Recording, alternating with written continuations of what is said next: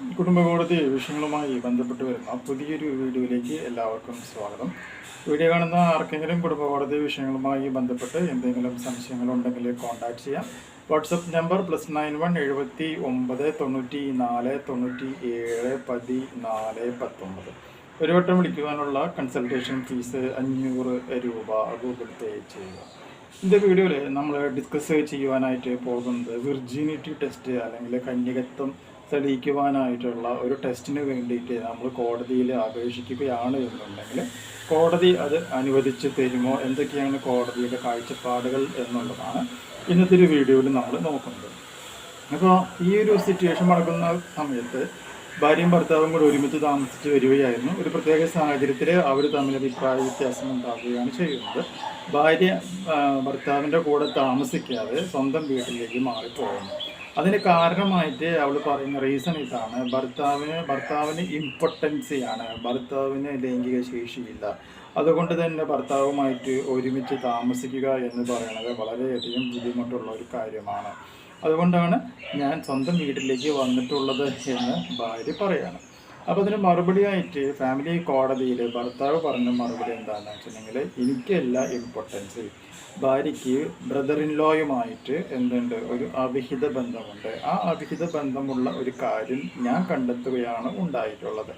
ആ കണ്ടെത്തിയതിൻ്റെ ദേഷ്യത്തിൻ്റെ അടിസ്ഥാനത്തിൽ എന്ത് പറയുന്നു, എനിക്ക് പൗരുഷനില്ല എന്ന് ഭാര്യ പറയുകയാണ് ഉണ്ടായിട്ടുള്ളത്.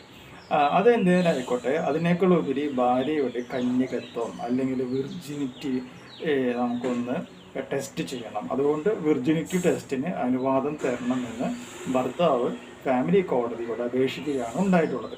ഫാമിലി കോടതി അപ്പോൾ എന്ത് ചെയ്തു, അതിനുള്ള പെർമിഷൻ കൊടുക്കുകയും ചെയ്തു. എന്നാൽ ഈ ഒരു പെർമിഷനെ ചോദ്യം ചെയ്തുകൊണ്ട് ഭാര്യ നേരെ ഹൈക്കോടതിയിലേക്ക് പോവുകയാണ് ഉണ്ടായിട്ടുള്ളത്. ഹൈക്കോടതിയിൽ പോയപ്പോൾ ഹൈക്കോടതി പറഞ്ഞ പോയിന്റ് ഇതാണ്: the high court rejects husband's plea seeking virginity test of wife to refuse claim of impotency എന്നാണ് പറഞ്ഞിട്ടുള്ളത്.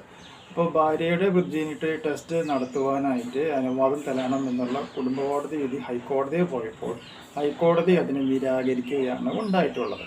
നിരാകരിക്കുവാനുള്ള കാരണമായിട്ട് പറയുന്നത്, ഇന്ത്യൻ ഭരണഘടനയുടെ ആർട്ടിക്കിൾ 21 പ്രകാരം ഒരു സ്ത്രീയുടെ വിർജിനിറ്റി ടെസ്റ്റ് നടത്തുവാനായിട്ട് സാധിക്കുകയില്ല എന്ന് കോടതി വളരെ ക്ലിയർ കട്ടായിട്ട് പറയുകയാണ് ഉണ്ടായിട്ടുള്ളത്. എന്ന് മാത്രമല്ല, അഡീഷണലായിട്ട് പറഞ്ഞ പോയിന്റ് ഇങ്ങനെയാണ്: but he can undergo medical or present evidence എന്നാണ് പറഞ്ഞിട്ടുള്ളത്. പക്ഷെ അവൾക്ക് ഗർഭിണിയാകുവാനായിട്ട് കപ്പാസിറ്റി ഉണ്ടോ ഇല്ലയോ എന്നുള്ളത് ഒരു മെഡിക്കൽ ടെസ്റ്റ് വഴിയോ അല്ലെങ്കിൽ ഇപ്പം നിലവിലുള്ള ഏതെങ്കിലും എവിഡൻസ് മുഖാന്തരമോ നിങ്ങൾക്ക് വേണമെങ്കിൽ പ്രൂവ് ചെയ്യാം എന്നാണ് കോടതി പറഞ്ഞിട്ടുള്ളത്. അപ്പോൾ ഇതൊരു നല്ല വിധിയാണോ മോശം വിധിയാണോ എന്ന് ചോദിച്ചു കഴിഞ്ഞാൽ എല്ലാവരും പ്രത്യേകിച്ച് അഭിപ്രായമൊന്നുമില്ല. പക്ഷേ കല്യാണം കഴിഞ്ഞിട്ടുള്ള ഭർത്താക്കന്മാർ പലപ്പോഴും ഭാര്യനെ ഗർഭിണിയാക്കുവാനായിട്ട് ശ്രമിക്കുന്ന ഒരു സാഹചര്യത്തിൽ ശ്രദ്ധിക്കേണ്ട കുറച്ച് അഡീഷണലായിട്ട് പോയിന്റുകളുണ്ട്. പലപ്പോഴും എല്ലാ ആൾക്കാരും അങ്ങനെയാണ് എന്ന് ഞാൻ പറയുന്നില്ല. ചില ആൾക്കാർ ഗർഭിണിയാവാതിരിക്കുവാനായിട്ട് പലപ്പോഴും ഗർഭനിരോധന ഗുളികകൾ കഴിക്കുന്ന ഒരു സാഹചര്യം പലപ്പോഴും നമ്മൾ കണ്ട് വരാറുണ്ട്. അത് പലപ്പോഴും ഭർത്താവിന് ഇമ്പോർട്ടൻസി ആണ് എന്ന് പ്രൂവ് ചെയ്യുവാനോ അല്ലെങ്കിൽ വേറെ എന്തെങ്കിലും ദുരുദ്ദേശത്തിൻ്റെ ഫലമായിട്ടോ അങ്ങനെ ചെയ്തിട്ടുള്ള ഒരുപാട് കേസുകൾ നമ്മൾ കൈകാര്യം ചെയ്തിട്ടുള്ളതാണ്. മനസ്സിലായില്ലേ?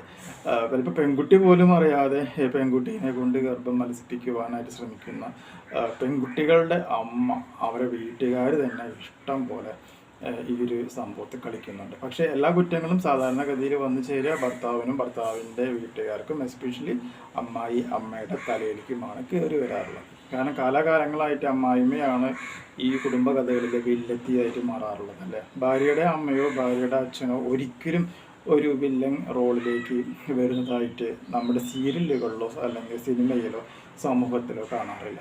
അതൊക്കെയും ഒരു പെർട്ടിക്കുലർ വിഭാഗത്തിന് മാത്രം അടിച്ചേൽപ്പിച്ച് വെച്ചിട്ടുള്ള ഒരു സാഹചര്യമാണ്. അപ്പോൾ അതുകൊണ്ട് കല്യാണം കഴിക്കാൻ പോകുന്നവരും കഴിച്ച ഭർത്താക്കന്മാരും അമ്മായിമ്മമാരും അമ്മായിപ്പന്മാരും പ്രത്യേകം ശ്രദ്ധിക്കുക. പെൺകുട്ടിയുടെ സ്വഭാവം കറക്റ്റായിട്ട് വാച്ച് ചെയ്യുക. അവരിതുപോലുള്ള എന്തെങ്കിലും തരത്തിലുള്ള ഗുളികകൾ കഴിക്കുവാനായിട്ടുള്ള സാഹചര്യങ്ങൾ ഒരുക്കി കൊടുക്കാതെ നോക്കുക തുടങ്ങിയിട്ടുള്ള കുറേ കാര്യങ്ങളുണ്ട്. ഇതുമായി ബന്ധപ്പെട്ട് വരുന്ന വളരെ റിയലിസ്റ്റിക് ആയിട്ടുള്ള ഒരു ഫാമിലിയുടെ ഒരു കേസ് സ്റ്റഡി നമ്മൾ നടത്തി വെച്ചിട്ടുണ്ട്. അത് മിക്കതും അടുത്ത മാസം നമ്മളത് പബ്ലിഷ് ചെയ്യാനായിട്ടാണ് ഒരുക്കി വെച്ചേക്കുന്നത്. കുറച്ചും കൂടി എവിഡൻസുകൾ നമുക്കത് കളക്ട് ചെയ്യാനുണ്ട്. ഓക്കെ, എനിവേ എല്ലാവരും നല്ല രീതിയിൽ ശ്രദ്ധിക്കുക. വിർജിനിറ്റി ടെസ്റ്റ് ആർട്ടിക്കിൾ 21 നിലനിൽക്കുന്ന കാലത്തോളം ചെയ്യാനായിട്ട് പറ്റില്ല എന്നുള്ളൊരു കാര്യങ്ങൾ മനസ്സിലാക്കുക. സോ ഈ ഇൻഫോർമേഷൻ നിങ്ങൾക്ക് യൂസ്ഫുൾ ആയിട്ടുണ്ടെങ്കിൽ തീർച്ചയായും നമ്മുടെ ചാനലൊക്കെ ഒന്ന് സബ്സ്ക്രൈബ് ചെയ്യുക. തൊട്ടടുത്ത് കാണുന്ന ആ ബെൽ ബട്ടൺ ഒന്ന് എനേബിൾ ചെയ്യുക. പുതിയൊരു വീഡിയോ ആയിട്ട് വീണ്ടും കാണാം. ബൈ.